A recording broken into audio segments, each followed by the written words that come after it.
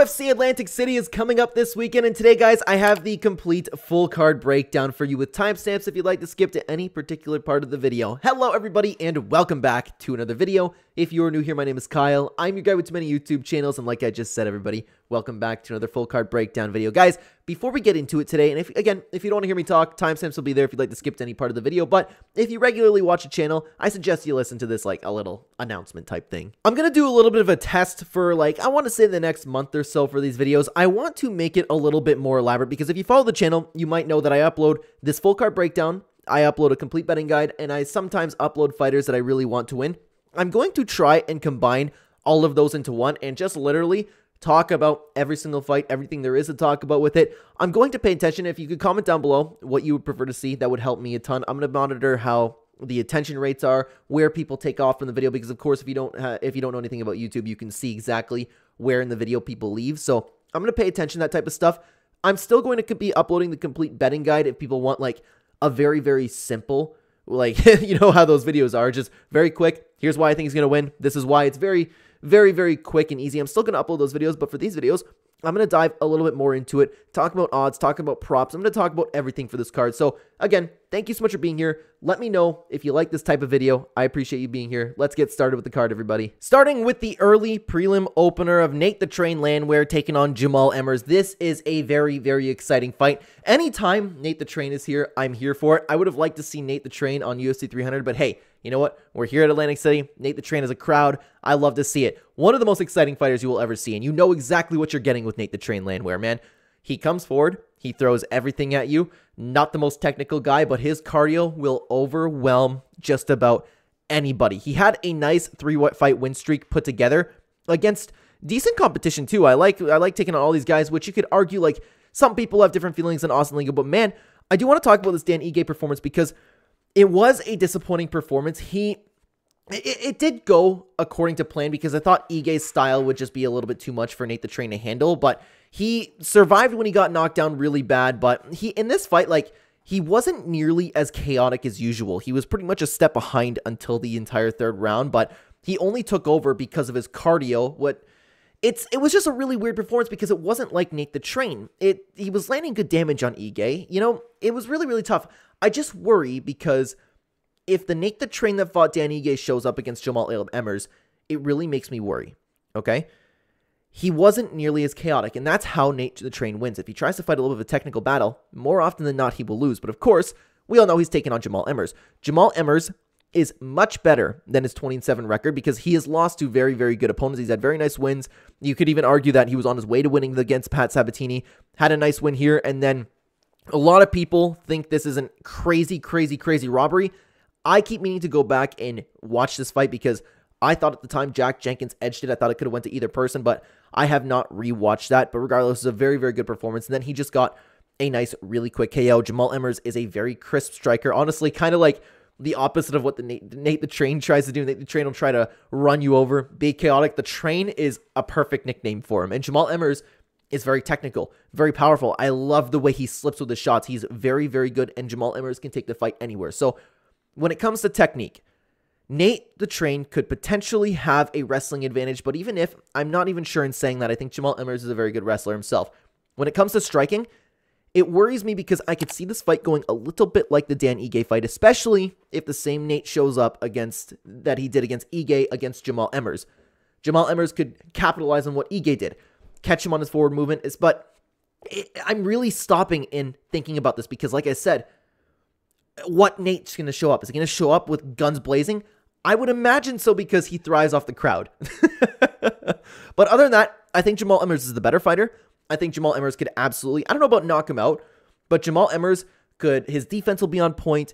He'll be able to handle what Nate the Train will bring to him. But the question becomes once you get past that round and a half to 3 rounds, how's Jamall Emmers going to deal? Because he's never felt a pressure that Nate Landwehr brings on people. Jamall Emmers has good cardio, very good cardio, but we haven't seen that extra push the cardio that Nate the Train's going to bring. So it's really tough. And another thing that I forgot to mention is Nate the Train is almost 36 years old. We could be seeing the same thing that we saw with Colby Covington, where Colby Covington fought Leon Edwards. Very evident that he's out of his prime. It was a one-off performance. I'm kind of feeling that same way with Nate and Ige. He didn't have a bad performance. It was just disappointing from what we're typically seeing from Nate Landwehr. He's almost 36. Can he keep up with that crazy pace that he constantly likes to put on people? I don't know. When it comes to betting, I don't like this fight, but I will bring you over to what I'm going to do for the new part of the video. I'm going to bring you over to Odds Jam, which takes a look at different sports books and their odds. I'm going to pick Jamall Emmers for this fight. I'm not confident saying that at all. I'm kind of like around a 70%. 70% Jamall Emmers over Nate Landwehr, but let's take a look at the odds. When it comes to the betting side of things for this fight, you can see that Jamall Emmers is pretty much sitting at a comfortable minus 200. That seems about right to me, to be honest with you. I personally don't like this fight for betting, but I do like that there are a couple round props that are over. I do actually really like the over 1.5 round lines on this, but as of right now, of course, we can only see over 2.5. We have to wait to see if anything else opens up throughout the week. So moving forward with this video, I'm only going to talk about what we can see that's out right now, and I'm going to talk about like maybe if a 1.5 round line does end up coming out, I will probably be hitting that. And guys, if you're interested, check out the channel membership where you can see exactly where I'm putting my bets. But I actually don't mind the over 2.5 either. It's a little bit surprising to me that you get plus money for the, well, no, not really, but like that it's that much for the under. I don't know. I just don't really see this fight going under, to be honest with you. I really don't. But I do like the over 2.5. But for money line, just betting on one fighter to win, I'm not comfortable touching that myself. But, you know, let me know what you think about this one down below, because it's a very interesting bout. Moving on to the next fight, we have Melissa Gatto taking on Victoria Dudakova. I'll start with Victoria Dudakova because I don't know what people are so high on her about, especially after her last performance. She's not a horrible fighter, but like this girl is completely overhyped. She is completely like every other WMMA fighter. She is 8-0, breaking into the UFC. She got a good win, but then she had the Jinh Yu Frey fight where you had problems with Jinh Yu Frey, man. Like, she's completely overhyped. Her technique isn't that good. She wants to come forward, strike with you. She can grapple offensively, but we did see that she has a little bit of a problem in her defensive skills. She's taken on Melissa Gatto, who is, every time I look at Melissa Gatto, man, I think she looks like Carly from iCarly. It's crazy, and even has that stance, too, if you guys know what I'm talking about. Anyways, she is a fighter who would probably want to come in and just grapple you. She's very strong, and something that is important to note, speaking of, like, strength for the division, Victoria Dudakova is moving up from 115 to 125 pounds. I don't think that's going to be good for her, but we're going to talk a little bit more about it. Melissa Gatto, she's coming off of 2 really rough losses, but at the end of the day, this Ariana Lipski fight, it could have gone either way. It was a good split decision. I am not mad about that loss, but the Tracy Cortez, I am now really high on Tracy Cortez. I think she's going to be a problem in the division, so really, there's a little bit of shame in losing Ariana Lipski, but no shame in losing to Tracy Cortez. That's what I'm thinking about here. But anyways, this is probably going to be a striker versus grappler matchup. If Victoria Dudakova could keep it on the feet, she'll probably get the upper hand. If Melissa Gatto can keep it on the ground, she'll definitely have the upper hand. And that's what Melissa Gatto wants to do. I have to pick Melissa Gatto here because the strength's going to be on her side. The weight's going to be on her side. We don't know how Victoria Dudakova is going to look moving up in weight. And for somebody who wants to grab you and take you down, I think that'll just be easier against a girl who's already been susceptible to takedowns in the past than Victoria Dudakova. I don't love Melissa Gatto in this matchup, but she's definitely going to be my pick. Over on the betting side, you can see that it's pretty consistent. Melissa Gatto is a okay favorite over here. She's bouncing around a minus 160 to even a 170 favorite. And Victoria Dudakova is bouncing around from, you can see, minus 103 even on Betfair over there, all the way up to, looks like 143, which is pretty crazy, and I don't think it's going to change too much over here. Yeah, it's more of the same over there, but I don't like this for betting personally. I don't think I'm going to touch it. I don't think this is a safe bet at all because, again, I always have questions when somebody moves up in weight. Sometimes they look better. Sometimes they look worse. To talking about the total rounds, I do like the total rounds on this one. And, of course, we already have a 2.5 round. Again, no 1.5s. I'm a big fan of 1.5 rounds. I'm not a big fan of 2.5s, but that's one that I will definitely consider hitting. Parlaying it, of course, the under 2.5 is very risky, but I don't see a finish coming from either girl, and I don't like the money line bet on either person, but yeah, definitely not even a parlay piece. This is one, in my opinion, that you should not be betting on, but again, my pick will be Melissa Gatto to get the win. Moving on to the next fight, and this one should be a fun one. We have Ibo Aslan versus Anton Turkalj. Now, if you guys don't know, this is a rematch. They fought back in 2020. This is Ibo Aslan's only loss in his career. how this fight went was Ebo was really, really winning. He was dominating kind of, and then he ended up, and this is what we worry about him with as soon as you talk about Ebo Aslan fighting, is his gas tank. He gassed out and Anton Turkalj took over, but Ebo was the better fighter on that night, and I don't think much has changed between each fighter since then, because I'll start with Ebo Aslan. He is a fighter who, he can get untechnical. He wants to kill you. He throws absolutely every single strike with as much power as he could possibly throw, and that's why he ran into problems against Anton in the first time, because he gassed out and Anton was able to survive, and he gassed out bad. He only has a round of cardio in him, but it's tough to say because he's fighting like that. Like, you know those people, like, they put everything in those shots. That's Ebo Aslan. Since his first loss, he has been nothing but getting wonderful, wonderful wins on the Contender Series.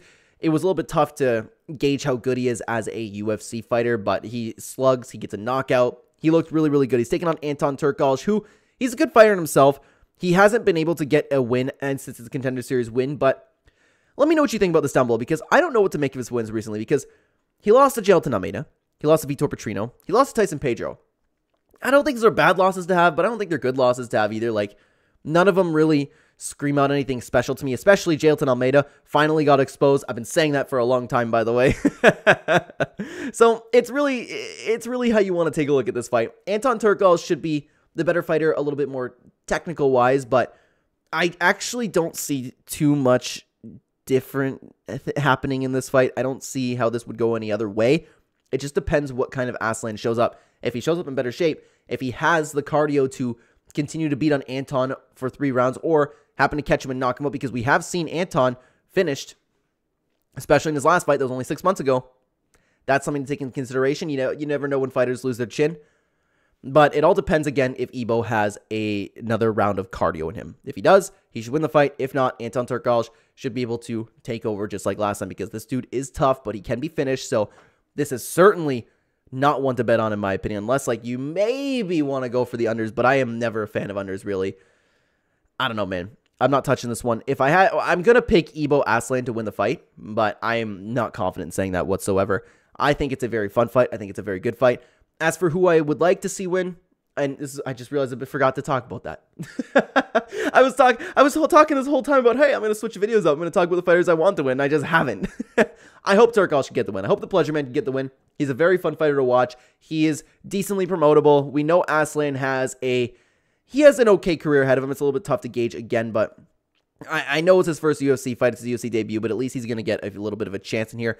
Anton Turkalj is fighting for his career. I hope he gets the win there. But when it comes to the betting, you can see this is a little bit closer to a pick'em fight. And honestly, I really agree with that line. I think you're putting your money on red if you are touching this fight. Even honestly, with the overs and unders. Sometimes I like when fighters are really, really tough, you can put on the over because they tend to be really tough and not get finished. And Turkalj has definitely showed that, but I worry about him getting KO'd last time. So for this one, I am certainly not touching it absolutely anywhere.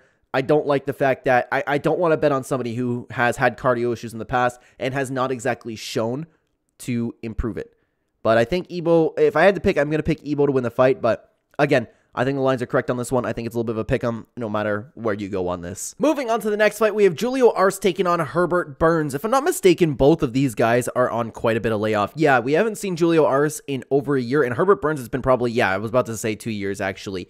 Big, long layoff for both guys, so that's something to keep in mind when you're talking about breaking down really any fight. I'll start with Julio Arce. He is a very, very good striker. He moves very well, has nice power. He uses both his hands and his feet. He's a really, really good striker. He has a little bit of a ground game to back it up, but there isn't really anything that stands out when he has a ground game. But the only problem that he has, and it's shown in his career, Julio Arce can be knocked out. Although, even if you want to take a look at his last knockout, you can talk about Yadong Song, and Song Yadong just absolutely is one of the greatest fighters in the bantamweight division, honestly, so that's not really a problem. But we've seen him knocked out before. He gets visibly rocked sometimes when he gets hit, but other than that, he's a very good striker. He doesn't get hit all that much. He's taking on Herbert Burns, who is a guy who just wants to take you down and submit you. He has very good jiu-jitsu, but he doesn't do anything really else compared to, like, Gilbert Burns. This is Gilbert Burns' brother, if you didn't know. He is not the fighter that Gilbert Burns is, although it could be argued that he is a little bit more aggressive in the submissions and is putting opponents in a little bit more danger when he does get them to the ground. if he gets Julio Arce to the ground, he can submit him. And I don't mind those chances at all. But at the end of the day, Herbert Burns, and it's shown especially in his last 2 fights, he has had a really, really bad performances here. Really bad in both of them. If he can't submit you, he has a heart issue, and he has a little bit of a cardio issue. But at the end of the day, if he doesn't submit you, he's one of those guys, you know, where he comes in, wants to submit you. If it doesn't happen, he kind of quits. We've seen Herbert Burns quit, and I don't see any reasons why that we couldn't see that happen again. He's coming in at 36 years old, almost a 2-year layoff.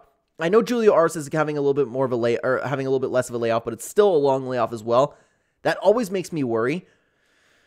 I see a world where Herbert Burns gets a takedown, but I got to go with Julio Arce. I can't bet on somebody. I can't pick against somebody like Herbert Burns I can't pick somebody like Herbert Burns who we've seen have heart issues, and that's a really, really bad problem in MMA.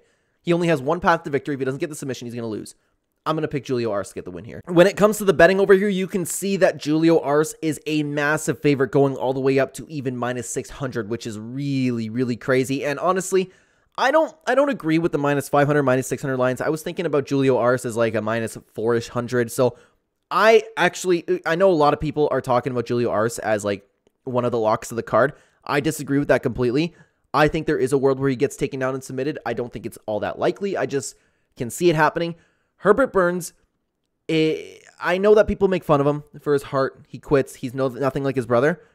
But he is a very dangerous BJJ fighter. Very dangerous, and he can absolutely catch Julio Arce in submission. I see a world where that's the case. Do I think it's going to happen? No. What's surprising to me is that the over 1.5 right now on Bet Online and even DraftKings is +115. I don't mind those odds. I'm going to take a look at the odds. I don't know, man. I'm going to take a look and monitor the odds as the week goes on, because if the odds stick around this or even potentially get better, then I might hit that. But I don't think it's a safe bet. I just like those chances for the odds. But again, we've seen, the question is, when's Herbert Burns going to quit?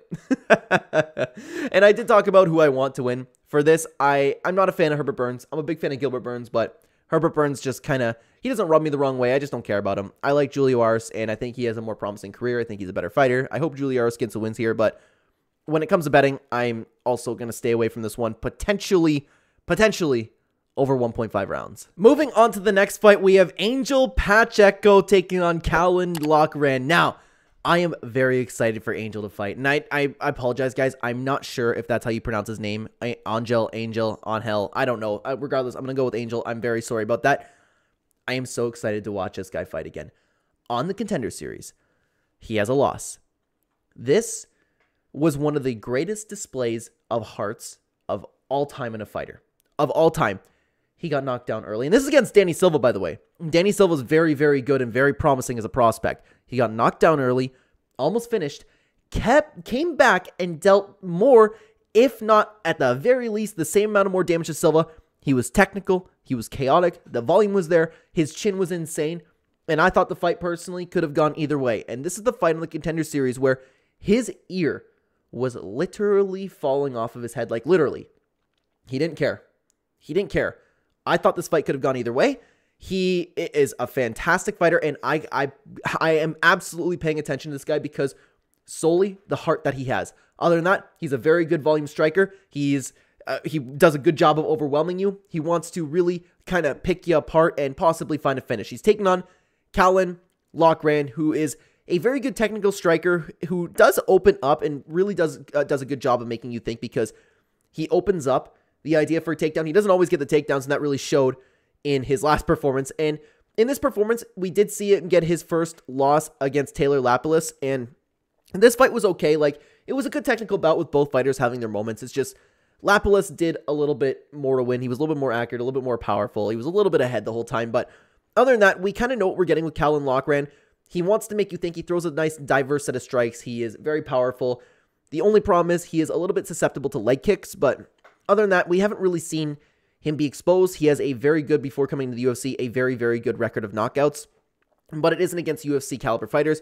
Once he actually did take on his first UFC caliber fighter in Taylor Lapilus, who is a pretty good fighter in himself, he was a little bit of a step behind, but I do believe that he proved that he belonged in the UFC. Now, how's this fight going to go? I believe this is going to be primarily a stand-up fight. Caolan Laughran, I just don't know, man.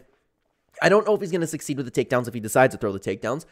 If this stays on the feet, it's a really tough one to call in my opinion because Angel does a really good job at overwhelming his opponents and Laughran does a really good job at kind of having the more technical side of things. It's not to say that Angel isn't technical. It's just I could see him outstriking Angel a little bit, but then again, Angel could overwhelm him with the volume. It's a very interesting fight. I am actually going to pick Pacheco to win this fight because I love the heart displayed and the will to win. After that Contender Series fight, he was talking about, it was a very emotional thing. He was talking about how bad he really, really wanted to be in the UFC. And Dana White signed him after a loss. I think it was the right move. This guy is, again, I can't tell you how high I am on this guy just solely because of his heart. That will to win is something else. That's like something that you've seen in Robbie Lawler in title fights. He's a very good fighter himself, very good technique, the heart and chin to back it up. That's why I'm picking him. And I am considering placing a bet on this fight. Now, moving on over to the betting. And by the way, I forgot to talk about it again. I obviously, like I was talking about, hope that Angel does get the win here. I would love to see him get the win. That heart that was on display was insane. But moving over to the betting side, you see Laughran being a really, really big favorite. And that's actually shocking to me. I don't think he's that much better technically. I gave him a little bit of the edge on technique, but I don't think he's that much better, to be honest with you. So this is actually one that I'm going to be considering hitting myself because you can see him going to a plus 275 underdog on BetOnline, which is crazy. And if you want to talk about the over and under, to go over 2.5 rounds is plus 110. I don't love that personally. I think both guys are really tough, but I like to be as safe as possible when betting, but that's honestly another opportunity you could kind of hit. I actually really, really don't mind that. I don't know, man. I'm not going to touch that myself, but I will consider placing a bet on Angel Pacheco if the underdog sticks around the same level that it is right now. I have a few bets that I've already placed, but I'm going to wait as the week progresses to see where I want to spend a little bit extra money on, and this is certainly one that I will be taking a look at myself.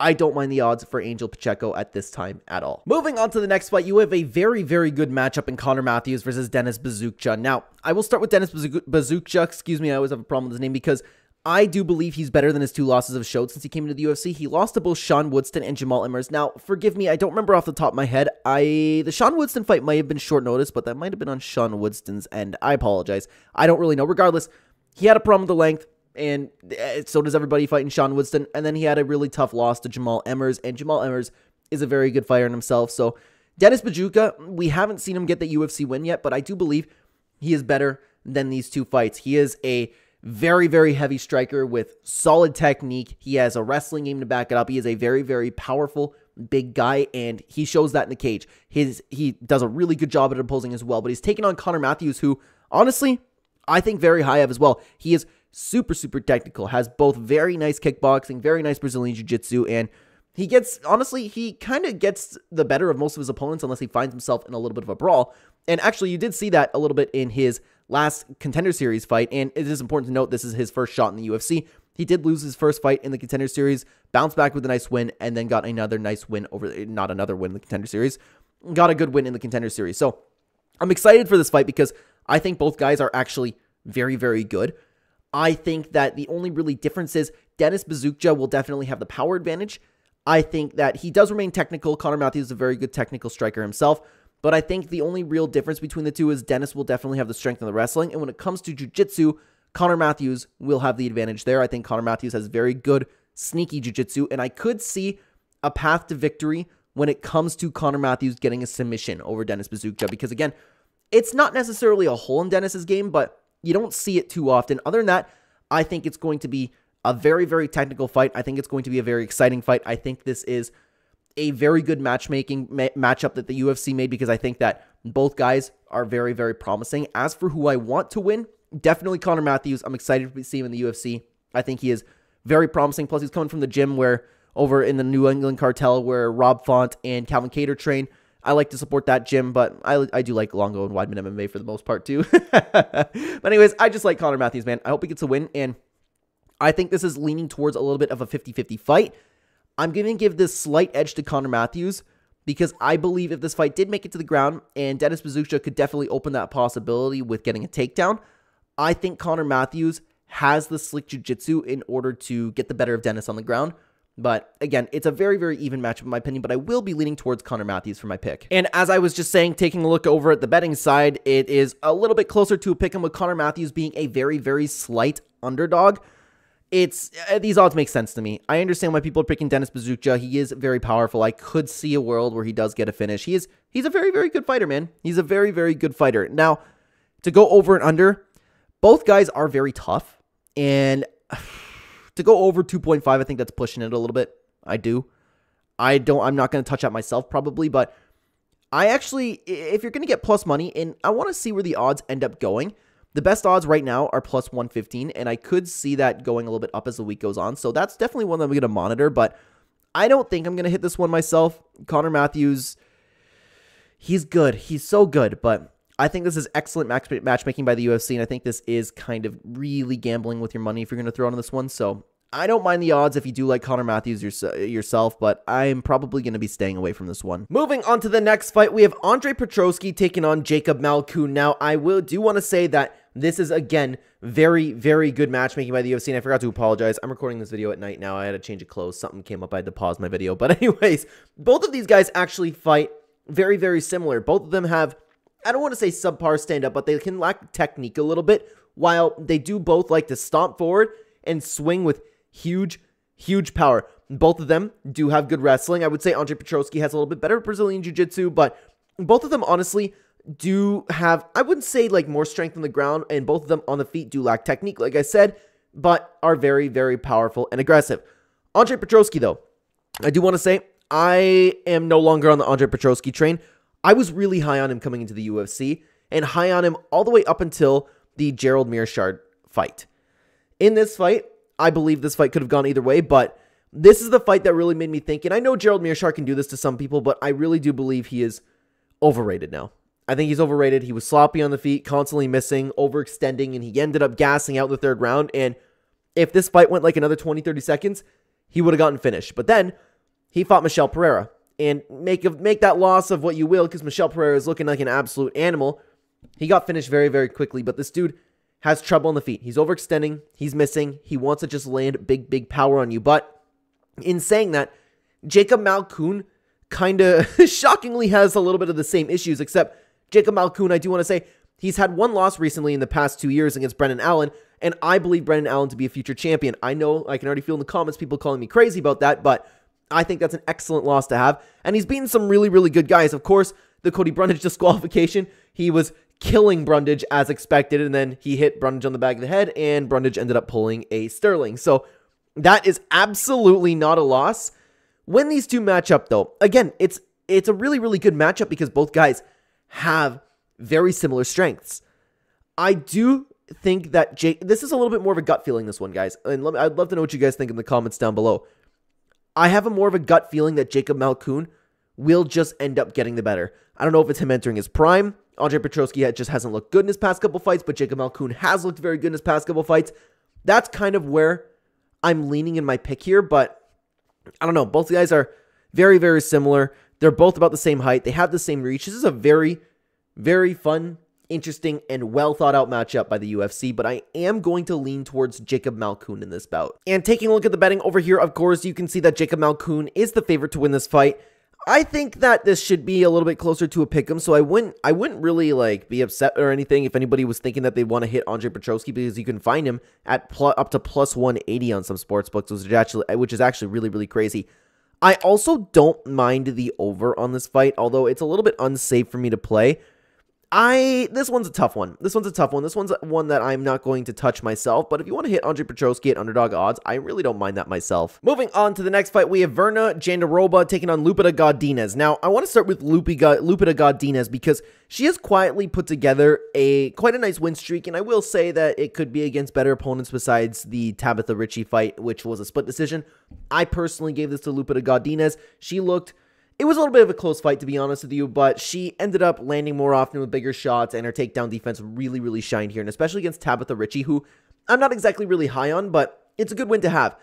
Point being, she passed the test of fighting, and because we all know that Lupita Godinez is a very, very good striker for the division, she fought somebody who was going to really push the takedowns on her, and her takedown defense absolutely shines. So I'm thinking a little bit higher on Lupita Godinez than I have recently in the past. But she's taken on Verna Jandiroba, who actually will want to come forward and take you down. She wants to throw big shots that lack a little bit of technique, but she wants to come in, she wants to take you down, she wants to beat you up. She's put together a nice 2-fight win streak, one being against Marina Rodriguez, which was a little bit surprising to me, and then, of course, against Angela Hill. She loses every other fight before that. A little bit of inconsistency right there. It is important to note that she did lose to Amanda Ribas. It's depending on how you want to look at that. Some people think that she's a little bit overrated. Regardless, this fight is a little bit easier to see in my opinion. I do like Lupita Godinez here. I think her striking is just better, and I think that even if they do go to the ground, I believe her grappling to be better as well. But if Verna wants to come in, just strike and go for a takedown, I could see Lupita Godinez, just like in the last fight, because that takedown defense really shined in this bout. And I like what I've seen from her last fight. I think she's on a very, very nice swing of momentum. And I think she's going to be a little bit too much for Verna for Verna to really take on over here. I do like Lupita in this fight. Let's check out the odds. And as you can see, Lupita is about a 2-to-1 favorite. That's a little bit steep for the over 2.5 rounds in my opinion. I would like this if there was a 1.5 round line, but again, I don't know if those are going to come out as the week goes on. For me, I'm definitely not touching this one. This is one of those WMMA bouts that you never know. You know those women's fights that, oh, that happened and somebody won? I could very well see Jandiroba just coming in and doing what she does, and it's like, oh, well, so much for Lupita looking good. You know what I mean? That's how I feel about this. So this one, I am definitely not touching. Really quick, guys. Sorry to put a little bit of a pause on the video. If you were interested, because I talk a lot about betting in this video, if you were interested in seeing where I'm putting my money where my mouth is, I talk about picks, I talk about bets every single Thursday or Friday. For channel members, I will be posting a YouTube post for the community if you're just to straight up look at what I'm betting. And I will also upload a members only video explaining why I'm betting, how confident I am in the bets that I place, and I'm going to go through every single bet that I place for the weekend. Usually we just do UFC, but sometimes you see Bellator, LFA, One Championship. I'll be covering it all for members only. It's very cheap compared to other channels. It is right next to the subscribe button. If you are also interested and that's not there for you, comment down below. I will put you a link to it, and I would really, really appreciate your support.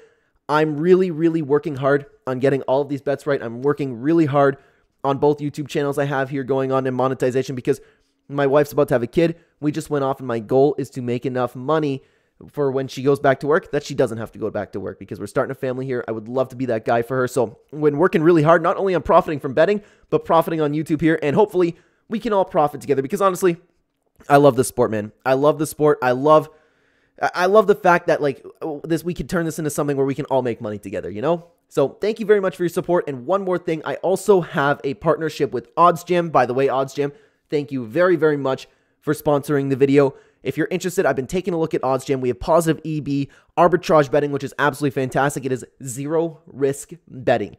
You can go on any sports book and bet the same thing, like over 1.5 rounds and under 1.5 rounds in the same fight. No matter what, you will come out in the plus. That's my favorite tool with it, but it's been really cool to see which sports book on OddsJam that has giving out the best odds. I love this tool. I've been using it myself ever since they contacted me, and it is a great, great idea. I love the entire thing that they're doing here. So if you're interested in OddsJam, description down below, pinned comment, you can find the links there and use code Clenbat. You will get a discount at OddsJam. Thank you very much to OddsJam, and thank you very much for your time, everybody. Sorry to put a pause on the video there. Moving on to the main card, we have Bill Algeo taking on Kyle Nelson. Now, guys, this is a little bit of a very interesting fight because Kyle Nelson, I've officially completely changed my tune on, to be honest with you. Kyle Nelson was always one of those guys where he was in the UFC. I didn't think much of him, to be honest with you. He was a come-forward striker, and there's pretty much it. He has a lot of guys working at his own pace. He slows down the pace a little bit, but these last two fights really made me look at him a little bit differently.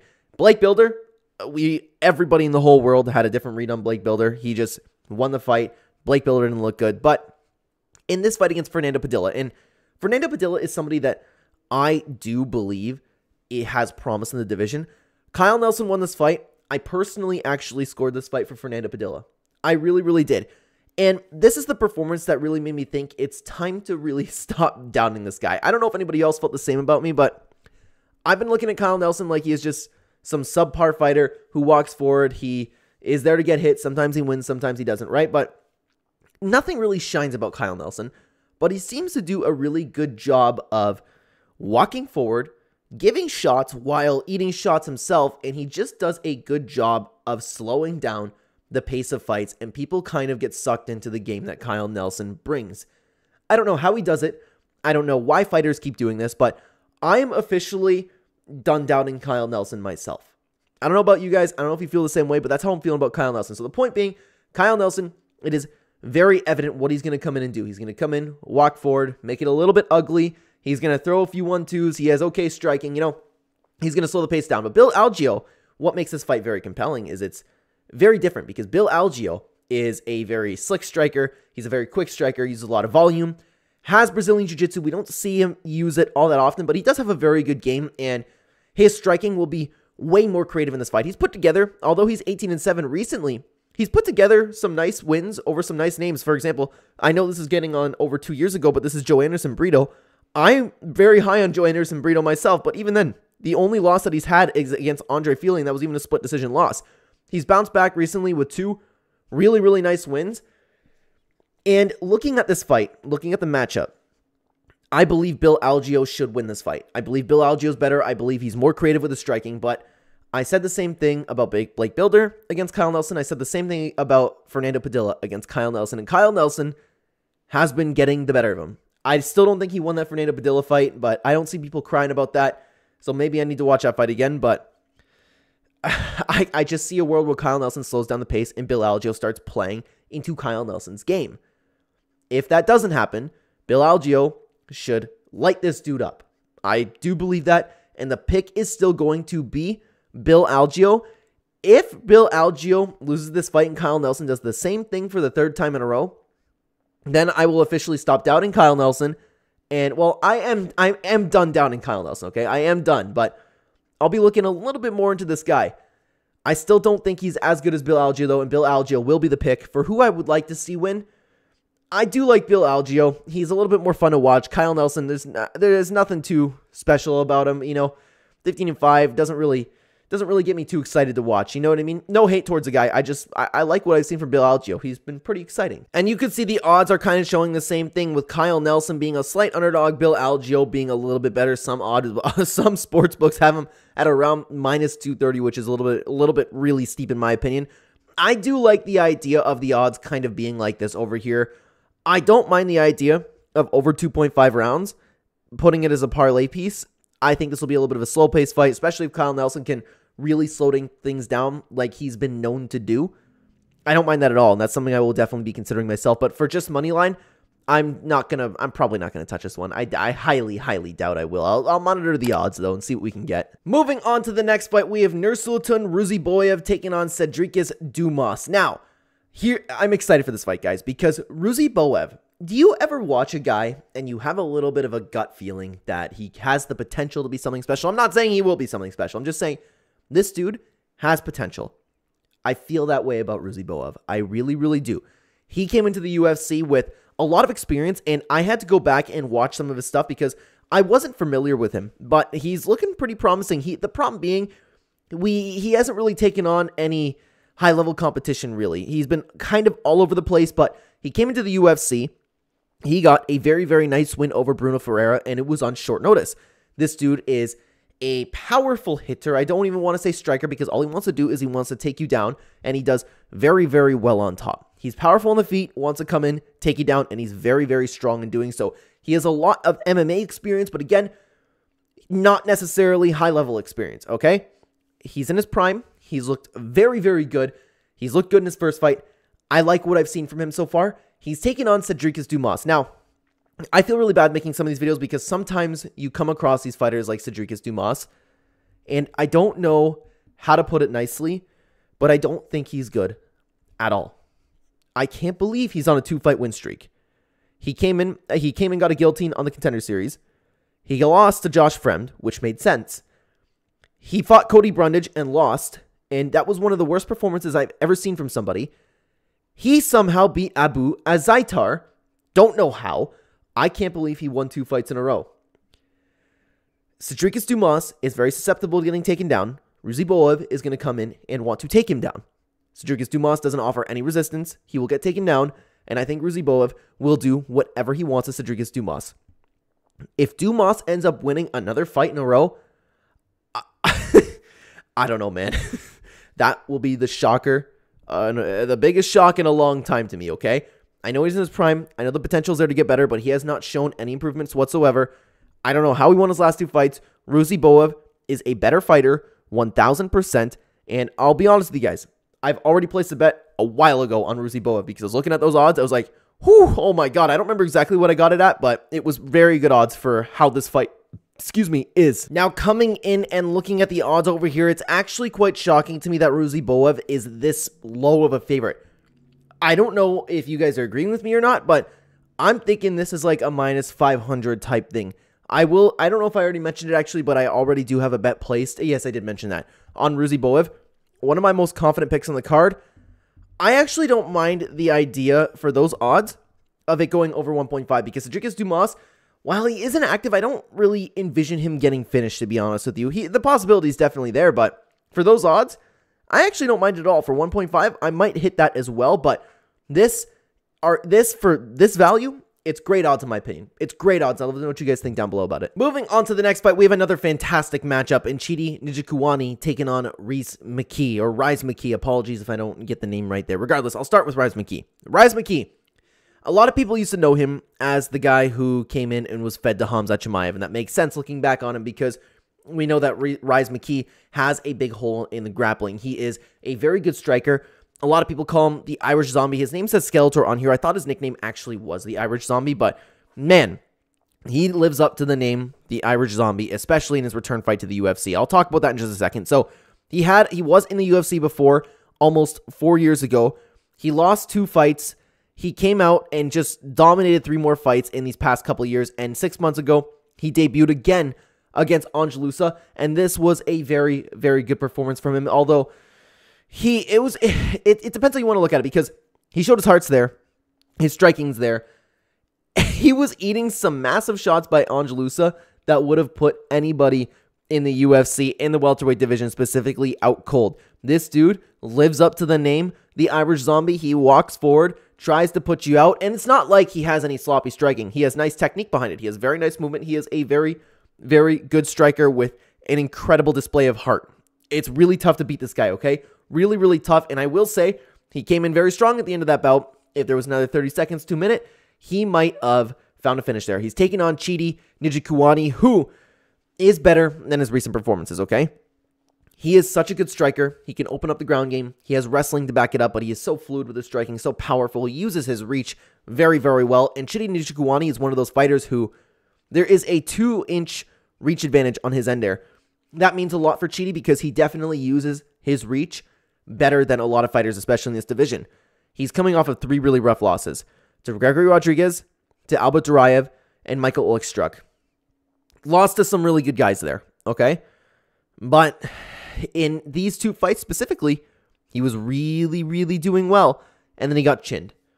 You always have to worry about a fighter who starts getting chinned, and he's been chinned recently, okay? I know it's like, it's not this brand new thing that Chidi Njokuani could get knocked out, but he's 35 years old right now, and in the span of what? Over 2 years? He's been chinned twice and lost 3 fights in a row. That makes me worry a little bit. That really makes me worry, but if you're looking at this matchup, and let's assume Chidi Njokuani's chin will be okay. Let's assume he's not going to get knocked out. I think he's better. I think that 2-inch reach advantage actually really matters. I think he's a better striker than Rise McKee. I think that he's more powerful. He can open up the takedowns, and we know that's a big hole in McKee's game. We know that he is very susceptible to getting taken down, okay?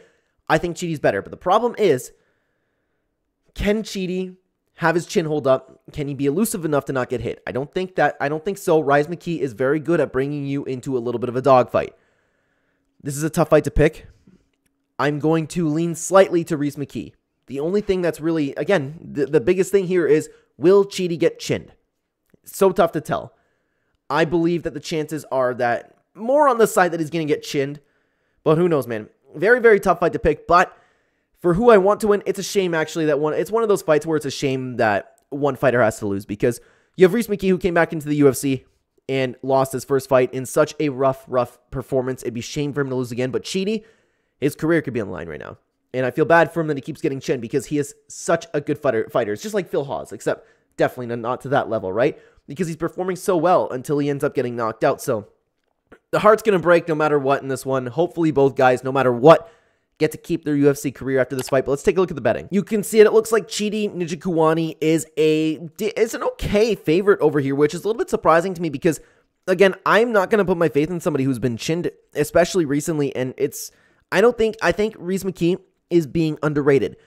I like the idea of over 1.5 rounds because both guys are very, very tough. And I know I was just talking about Chidi getting chinned, but at the same time, if Chidi's there, if he's flowing like we know he can, he's not going to put out McKee, and McKee will be there. He'll walk forward. I don't mind the over 1.5 rounds, guys, on this one. I really, really don't, but that's a toughie. And that's good odds for over 1.5 rounds, in my opinion. I will definitely consider doing that. And I know I just talked a lot about the chin of Chidi Njokuani, but he just might have one of those performances where he looks really, really good. It's a tough fight to pick, man. Very, very tough fight to pick, but this is one that I'm going to be looking at. And again, if you're interested, check out the channel membership. You can see where I'm putting my money where my mouth is. Moving on to the featured bout that's going to break my heart, we have Bruno Silva taking on Chris Weidman. Bruno Silva is a great fighter who does a very good job at making the fight dirty. He is inconsistent. He is better than his 23-10 record. He is both good on the feet, on the ground. He can do everything. It's just sometimes he can't put it all together. Take a look at these last 5, okay? Just these last 5 and the dogs that the UFC puts this guy through. Bruno Silva has been through the absolute ringer, okay? The only time he took on Brad Tavares, which was his only, I don't want to say subpar, but it's clearly a step down in competition, Bruno Silva ended up finishing him, okay? So it's, in my opinion, it's pretty clear where Bruno Silva kind of fits into the division. And honestly, in his last 2 performances, I don't think he performed too bad against Brendan Allen. It wasn't a horrible performance. They traded shots. Allen ended up catching a submission. And even against Sharabut Magomedov, I actually am kind of high on Sharabut Magomedov. And I think he's a very, very, very good prospect. He was just a little bit too much for Bruno Silva to handle. But Bruno Silva didn't have a bad performance at all. He's taking on Chris Weidman. I have so much respect for Chris Weidman. And I feel so bad talking about Chris Weidman. Chris Weidman is one of my favorite fighters ever, okay? But he doesn't have it anymore. He came back after that horrible leg break against Uriah Hall 2 years ago. He came back against Brad Tavares, and Brad Tavares honestly isn't that great. He was slow, hesitant. He wasn't blocking anything, and he was just relying on toughness. And he didn't look good. He looked old, he looked slow, and it's very, very sad. I don't have anything to say, but Bruno Silva is going to run through him. Bruno Silva isn't Brad Tavares. Bruno Silva is very dangerous, and we're going to see Chris Weidman go out in one of those really, really sad days. And I'm very stuck on this fight because I already bet against Chris Weidman. I already bet on Bruno Silva. This is one of my most confident picks in a long time. I hate betting against some of my favorite fighters, but in my opinion, this is like free money. If Chris Weidman wins this fight, then it's official that we should never be making predictions because it's literally impossible in MMA. My heart wants Chris Weidman to win. And my heart doesn't want me to bet on this fight, but I really don't see any way Chris Weidman wins this fight. I think that he's too old, he's too slow, he's too damaged, he's too hesitant. He's not the same guy that he was. If this was a prime Chris Weidman, we'd be talking a whole different ballgame over here, but my heart really wants Chris Weidman to win and to see him go out on top. He's one of my favorite fighters of all time. Honestly, I really do believe that I'm one of Chris Weidman's biggest fans. I do. But unfortunately, my money's on Bruno Silva. But part of me still wants Chris Weidman to win. Bruno Silva's going to win this fight everywhere. Everywhere. It's going to be easy. He's going to make it look easy. Let's take a look at the odds. And you can see that Bruno Silva is sitting at a comfortable minus 250 to 300 favorite. And honestly, I think it should be more than that. I think that this should be one of the biggest favorites on the card. I think this should be the biggest favorite on the card. I give Chris Weidman no chance here. And I will tell you that I already have a play on Bruno Silva. I bet on this card a little while ago because I saw some nice opportunities there. I'm feeling really, really good about betting this weekend, guys. I really am. For the over 1.5, under 1.5, I don't know if I like the idea of hitting any of those because I could see Bruno Silva getting a finish. I just don't know when. But I really like these odds for Bruno Silva. I think it's safe. I think it's safe to parlay. If Chris Weidman wins this fight, then it's official. It's impossible to call the sport. I hope Chris Weidman can magically get it done, man, but there's no chance. No chance. Moving on to the co-main event, we have Vicente Luque versus Joaquin Buckley. I'm a big fan of Vicente Luque, man. He is very exciting, and it was very nice to see him get back on the win track over here. Something that's important to note that I want to talk about Vicente Luque before we get into it. I don't know the specifics of it, and I apologize. I should know that, especially if I'm breaking down and talking about betting here, but we know that Vicente Luque had a little bit of a brain bleed. I don't know if that's 100% okay or not, or if that ended up coming back. We just know that he's been off. He had a little bit of that issue, and then he came back and fought Rafael dos Anjos. I'm assuming he's okay, but that's something to keep in mind. But Vicente Luque, he's always been fun. He's always been technical. No problems getting in a brawl. He can strike. He can grapple. He can do a little bit of everything. I always thought that Vicente Luque was a very underrated fighter. And on the come up, I actually thought that he was the guy to beat Kamaru Usman. That was a stupid thing to think, but I've been watching Vicente Luque for a very long time. So we always know what we're getting with him. He comes in. He makes the fight very chaotic and can do anything. He has had two really rough losses in a row against both Bilal Muhammad and Jeff Neal. Came back and had a win over Rafael dos Anjos. Now, it is important to note this is a Rafael dos Anjos that is a shell of his former self, but in this fight in particular, upon his return, his fight IQ was much better. He was very patient this fight and mixed up his options completely. It was very, very nice to see. He was a nice step ahead the entire time, but that's also against RDA. And I wonder if he's fighting less chaotically because of that brain bleed that he had. Who knows if he's going to keep that up, though, because the last fight that we did see him in was a Vicente Luque we're not exactly used to seeing. Okay? He's taking on Joaquin Buckley, who is primarily a stand-up striker with huge power. And he does very, very well with that power. He had a couple hiccups in it recently, but they were against two good fighters. I think Chris Curtis is a good fighter. That's a little bit up for debate, but it's an understandable loss to have. It's an excusable loss to have, okay? Then he bounced back with two really, really nice wins against Andre Fijal, although that's a little bit of a given win there, but I thought Alex Morono was going to dance around him. I really did. The fight was pretty slow-paced and evenly matched until Joaquin Buckley caught him with a huge punch and Morono wasn't able to recover. You always got to worry about a fighter like Joaquin Buckley because he's one of those guys that can catch you and clip you, and if he catches you, it's a big problem. We know Vicente Luque historically has been able to take a really good shot. But again, that brain bleed worries me. Him exiting his prime worries me. I think that Vicente Luque absolutely has better options. He can explore the ground game. I think he's a better kickboxer. I think he is a better wrestler. I think he's a better grappler. Joaquin Buckley will have the boxing advantage. And you know what? I think Vicente Luque has better kickboxing. But maybe Joaquin Buckley has better hands and better power. You got to worry about that. Vicente Luque gets hit a lot in his fights. Joaquin can catch him. And it's pretty likely that he lands a pretty big shot over the course of 3 rounds.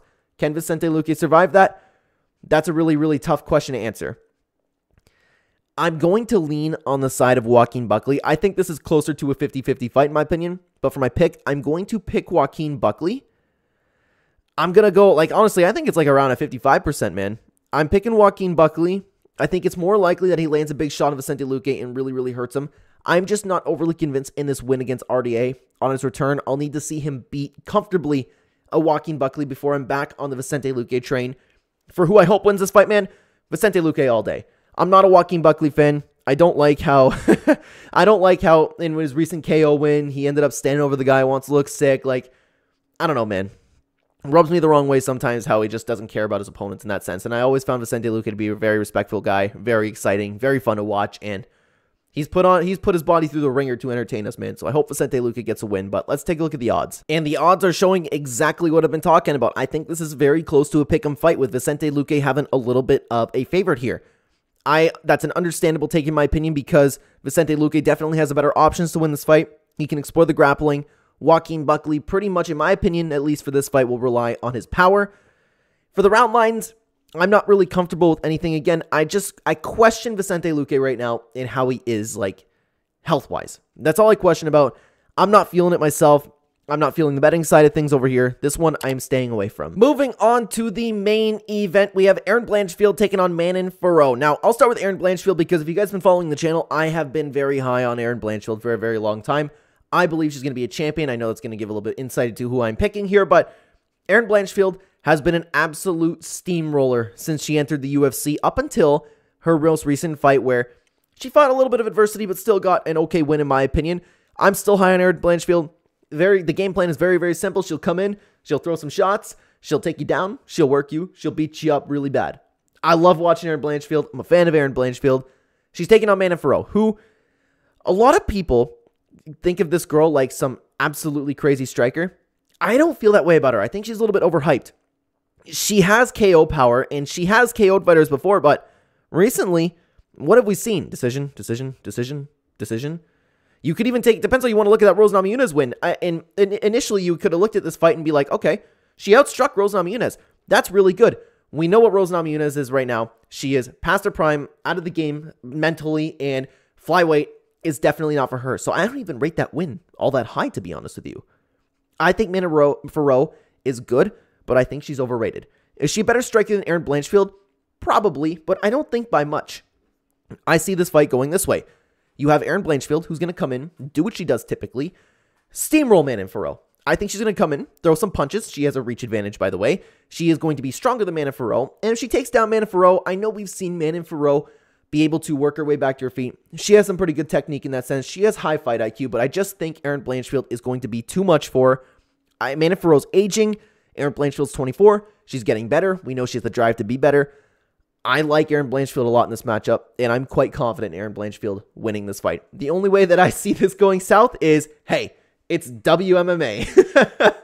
Erin Blanchfield's going to be the pick. No-brainer in my opinion. And honestly, guys, what's shocking to me is this is a close fight on the odds. I don't see what everybody else is seeing here. I think Mana Fiorot is completely overrated, and I think this is a fantastic line for Erin Blanchfield. I think this is honestly really, really good from what we've seen.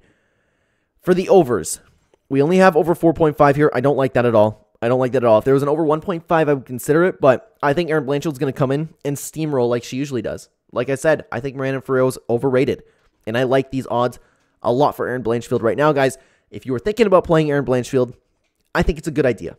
I personally think it's a good idea, and again, if you're looking to see exactly where I put my money where my mouth is, check out the channel membership, guys. That was a really fun one. Let me know what you thought about the video, guys, because again, it's a very, very different video, and I really enjoy talking about this. I enjoy talking about all aspects of MMA, and I forgot to talk about for probably half the fights who I was cheering for. Obviously, I'm going to be cheering for Erin Blanchfield, very high on the girl. I really enjoy talking about fights, man, and I'm glad that you guys are here. I'm glad that the videos, the view duration for them have been doing phenomenal, so I'm very, very glad to see you here. I really appreciate your support. I really appreciate your support. I love hearing what you guys think down below. I just love talking about MMA. I'm one of the biggest fans of the sport out there. Chris Weidman's going to break my heart, but other than that, let me know what you think about the fights, guys. Thank you so much for being here. Check out the video on screen right now if you'd like to continue watching the channel. I will see you either there or in the next video, everybody. Take care.